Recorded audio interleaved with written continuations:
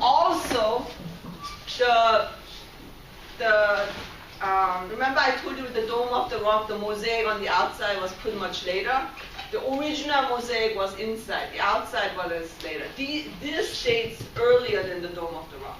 And this is considered one of the first buildings that had mosaic on the outside. Okay, until 17th century, the convention was to use mosaic inside, not outside. And in Persian preference of mosaic is tile, rather than glass or ceramics. The Persian, and all over Iran, the mosaic that you see on the outside is usually tile. So it has, the less translucent but still reflective effect. Okay? Also, what you're going to see that's very prevalent in Persian Islamic architecture is use of a lot of blue. All of these began to have symbolic meaning. They are supposed to all represent something of God and God's paradise. Even remember everything has to be even, left and right. So the symmetry, geometric element that's like in identical, that's supposed to represent the perfection of God. Now even the arabesque, it's not only something that's beautiful, it's also supposed to represent something of the paradise. The flowers in paradise. Now the blue represents something of paradise. So all reflecting, something of, the next life.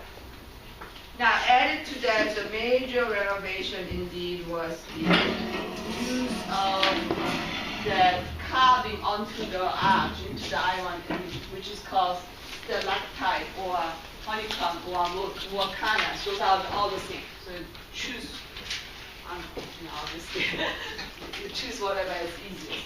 Where it does look like a honeycomb. What they did is you have this arch, and you carve more arches into it that looks like a honeycomb.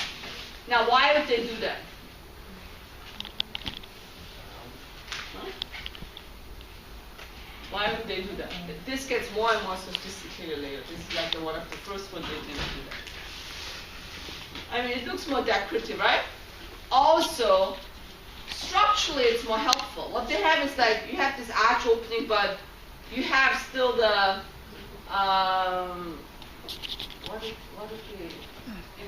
some kind of a rock formation or it's supposed to be all brick inside, brick and wood. But anyway, so you have that opening here, and see how it's you have like more gradual cutting into the setting rather than completely open, so it gives more support to the ceiling.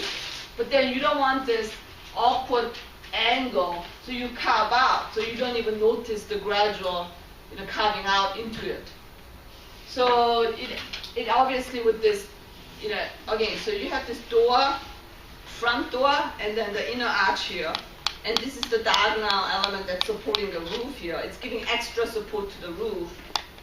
But they carve it out so it looks decorative, and you're less aware of all the support. So that becomes another tip. This is very, very Persian. This is something the Persians came up on their own. So you can always identify, Iranian mosques because of the stalactite. That, however, is going to influence other cultures. So it originated with them, but it's meant to influence others. And okay, this is the side of it. I only have black and white. This is the side where again, so that would be the I1.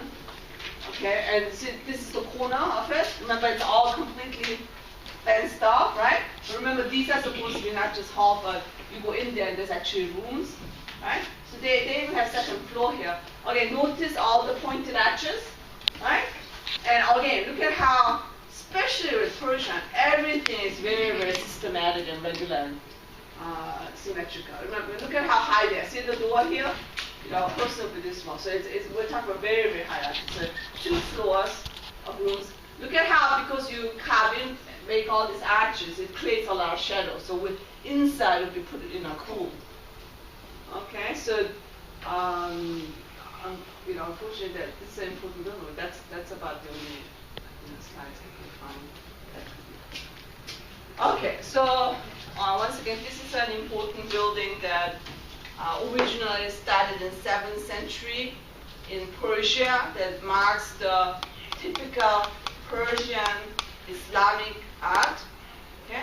They do adopt a court style, a courtyard style, where the majority of people, remember it looks like, actually that building looks a little bit more rectangular than a square. So people will be actually coming into the courtyard and they'll be praying. Oh, and obviously there will be a Qibla Iwan. The Qibla Iwan is usually made bigger and more decorative. That's not the Qibla one. Okay, the Qibla Iwan is always they utilize the Iwan because that's the main focus of attention anyway.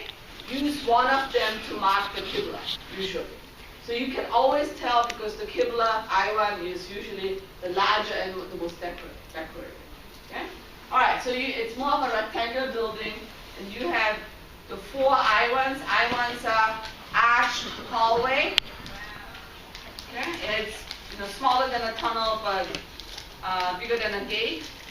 And there's 4 of them, and through which you can go into the courtyard. Again, they really emphasize this transitional architecture element between your world and the world of the God. Hence, like other sacred gate, it marks off and having you prepare, you're going into holy space.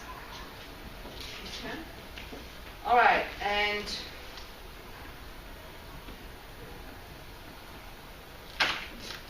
so they are marked off, and everything, again, especially Persian architecture, they can be very, very symmetrical. Everything is regular and orderly and symmetrical.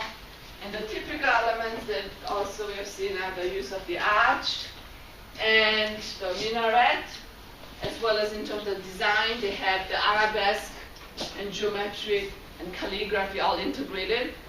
Use of also tile. Now, what's new is they modified to the typical Muslim Islamic architecture in that they have, instead of 1, 2 minaret on each Iwan, okay, again symmetrical, but they all have them. So there's actually 8 minarets to this building. Okay, I mean, yes, it may help in terms of transmitting the sound and all that, but it's more for aesthetic purposes. They really want the regularity. Everything is the same except, once again, the Qibla Iwan would be, as I said, more bigger. Okay, what also develops is the use of pointed arches. The pointed arches becomes the language for Islamic architecture as well. Yeah? Also the use of blue. Blue is typical color that's used in all the Persian architecture. Okay? All of them to connote something of Allah's nature. And Allah, and paradise, where Allah is, of course, and where you will be going as a follower of Islam.